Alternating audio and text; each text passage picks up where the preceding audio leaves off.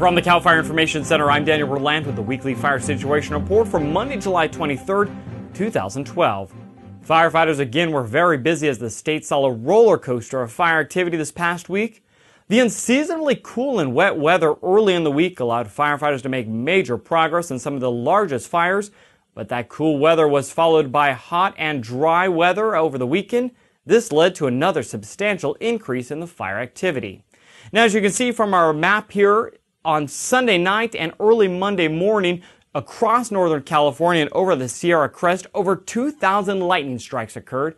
As of Monday morning, approximately 30 fires have broken out, most of them contained quickly, but CAL FIRE crews stand by ready to respond to new lightning-sparked fires, and our aircraft are currently patrolling looking for additional fires.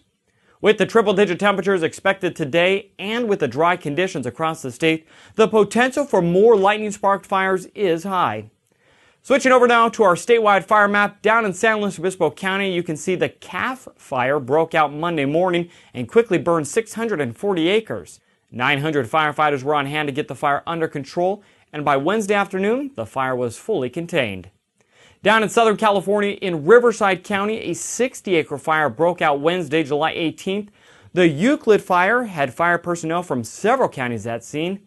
The fire was fully contained early morning on Friday. And the Robbers Fire, which we brought to you last week, that began on July 11th, reached 100% containment on Friday, July 20th, burning 2,650 acres. That fire had over 2,000 firefighters battling it, and in one day, 109 tanker drops were made, helping slow down and put out the fire. The favorable weather finally allowed firefighters a chance to get a solid containment line around the fire and put it out. Earlier in the week, evacuations were lifted and residents were allowed back into their homes. Now, the Ranch Fire, which started yesterday afternoon in Solano County, northwest of Vacaville, grew to 75 acres before becoming fully contained early Monday morning. And finally, the Forest Fire began early Saturday morning, and that fire is expected to be fully contained by Monday after burning 540 acres. Firefighters remain at scene, mopping up and patrolling for hot spots.